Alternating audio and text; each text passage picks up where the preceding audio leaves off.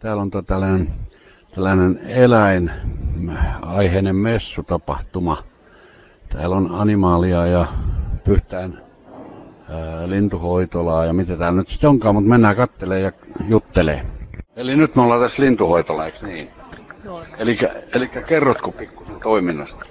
Eli me järjestettiin tämmöinen toiminta ihan sen takia, kun ihmiset on aika paljon vieraantunut eläimistä, papukaijoista ja liskoista ja kaneista ja hamstereista ja muistakin, niin vähän niin kuin kerrotaan, että minkälainen eläin kannattaa ostaa ja kenen kannattaa ostaa. Ja kun aika paljon ihmiset ostaa hetken mielijohteista papukaijoja ja sitten ne tulee katuma päälle, kun tää huutaa ja rääkyy.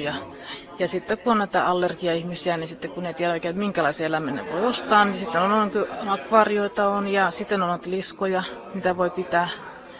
Et vähän niin kuin halutaan ihmisille kertoa eläimä. No kuka tän on niin kuin alkuun saanut? Onko Pyhtäällä aikaisemmin ollut?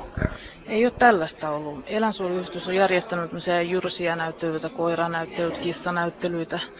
Tämä on ensimmäinen tämmöinen näin. Me eläinsuojeluyhdistyksen kanssa niin kuin järjestettiin yhdessä. Selvä. Joo, ja niin sehän oli, jos kerrot tähän vielä nimesi ja noin poispäin. Ja mitä firmaa se nyt sitten? Minä olen Hannele Hokkanen, eli mä oon tuosta Alakylästä. Ja mun miehellä on tää Pyhtään lintuhoitola, eli me ollaan niin kuin samassa yhteydessä tässä näin. Et mulla on niin kuin kotona näitä kaneja ja näitä muita eläimiä, siivekkeitä myöskin. Hyvä. Kiitoksia. Mitä teidän rooli tässä hommassa on? No, mulla on vähän tällaisia kaikki maailman tavarat, mikä mä myyn kotipihasta. Ja sitten meillä on mukana tällaisia jyrsijöitä. Otetaan sitten vähän täältä näitä vesseleitä. Saanko teidän nimiä vielä vähän? Maria Stade. Nämä on gärbiilit. Ne on nuoria vielä, että niille... Joo. Ehkä uudet kotit löytää niillekin. Ja nämä on nämä englantilaisia näyttelyhiirit. Niillä on tosi isot korvat. Ja me jalostaa niitä vähän. Meillä on vähän eriturkisia kotona, mikä me on säästänyt jalostuksen takia, koska niitä on satiini ja turkki. Et näiden hyvä puoli on se, että ne on tosi kilttejä ja tulee helposti kesyjä, että ne on niinku hyvä kavereita lapsia. Ja ne on ehkä vähän arkempi kyllä, että niille ei tarvitse olla joku mikä on vähän totunut näitä jyrsijöitä ennen. Esimerkiksi tällainen hamsteri nyt sitten elää tai noin? No mä noin 2,5 vuotta. Justiin joo. Että ei ne hirveän kauan. Joo. No entäs nämä toiset, mitä täällä, onko täällä pidempi-ikäisiä? Sama näille ehkä 2 vuotta. Joo. Että nämä pienet ei elää niin hirveästi pitkää aikaa. Kyllä. Just, että niillä on vielä lyhyempi sitten. Niillä on lyhyempi aika ja sen takia ne tekee paljon poikasia sit kun ne saa. Ja vois tehdä niitä. Hyvä. No meidän toimintahan on niinku enimmäkseen tämmöistä tiedottamista näistä eläinsuojeluasioista ja sitten esimerkiksi tässä on vetomuksia, mitä voi allekirjoittaa ja sitten... Tässä on vetomuksia, on Katalonian härkätaistelu lopettaminen. Joo. Ja sitten on koirien tappaminen Kiinassa olympialaisten vuoksi lopetettava. Joo. Siis olympialaisten vuoksi tapetaan koiria Kiinassa. Minkä takia? Ilmeisesti ne haluaa, että niitä ei ole näkyvissä siellä, että niinku lakastaa ongelma vähän maton alle tai jotain tällaista. Onko Kiinassa sitten koirat ongelma?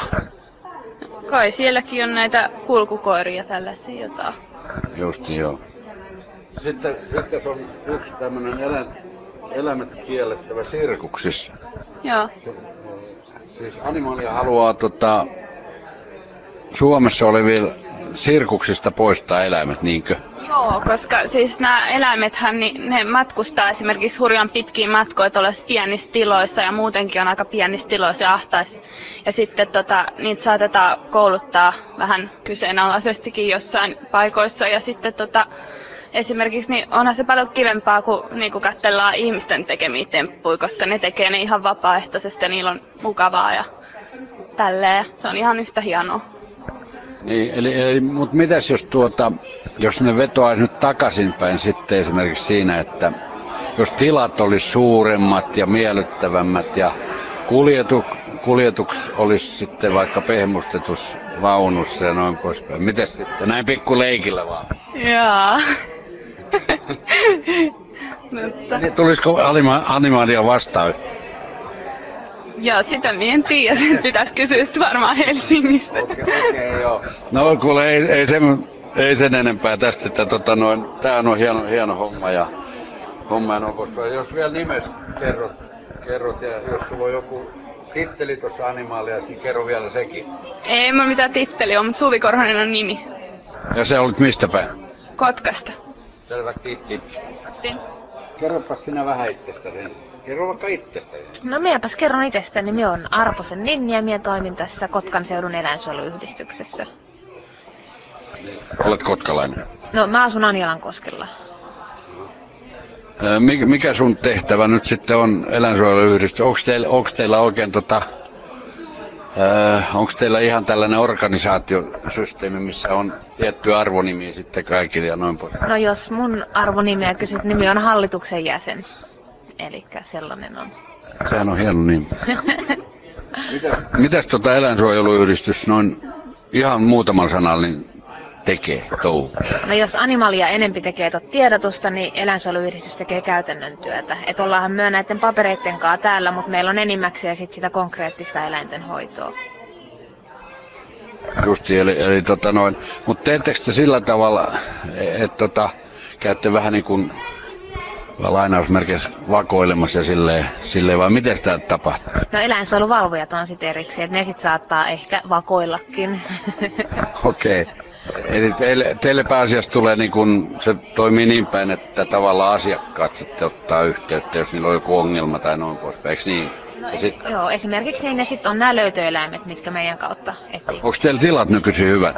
No meillä ei ole tiloja ollenkaan tällä hetkellä, että kaikki eläimet on kotihoitopaikoissa.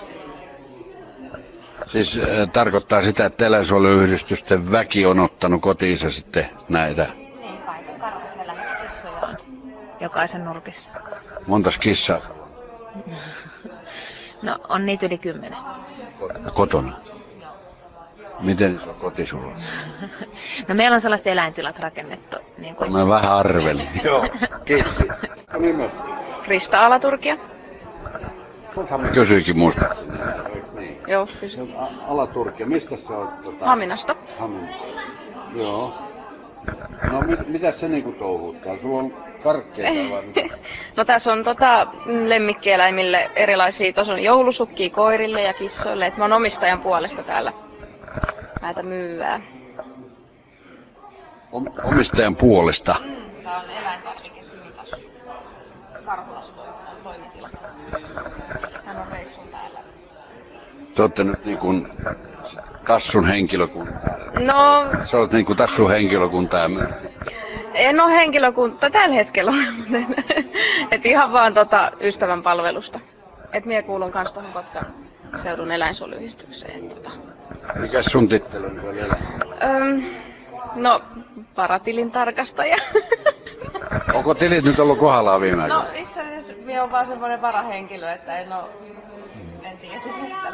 Niin. Et mullakin on sitten kotihoitopaikassa tai kotona on kissoja. Paljonko sulla onkin? No tällä hetkellä ei ole kuin 4 kappaletta. No sekin on ihan ruhtinallinen. No, hyvä, kiitos. Kiitos. No niin, nyt taas vaihdettiin osastoon. Mikä se ensinnäkin sun nimi oli? Susanna Koski. Ja tää sun osaston nimi on sitten? Me edustetaan tässä Suomen herpetologista yhdistystä. Mikä on Suomen herpetologinen yhdistys? No se on matelioiden ja sammakkoeläimiin tällainen harrastajien yhdistys. Ja se on matelia- ja sammakkoeläinharrastaja, eikö niin? Kyllä joo. Meillä on täällä meillä on kekkoja 5 kappaletta kotona, eli liskoja. Koistinen? Kyllä joo. Jaha, joo. Nimi on ainakin hyvä. Onko nämä Koistisen lapsia tässä vai mitä? Ei, tässä on Kerrotko näistä vähän? Joo, tässä on kekkojen ruokaa, eli kekot syö pääasiassa eläviä hyönteisiä. Ja tässä on nyt edustettuna sitten jauhomatoja ja jättijauhomatoja. Ja sitten on sirkkoja, paria eri laatua heinäsirkkoja, jotka on aika pitkälti semmoinen täyspainoinen ruokavalio kekoille. Ja sitten täällä on vielä torakoita edustettuna. Nämä on pääasiallinen ruokavalio liskoille, tai tälle lajille. Ja sitten joskus voi tarjota sitten pieniä määriä sisäelintä tai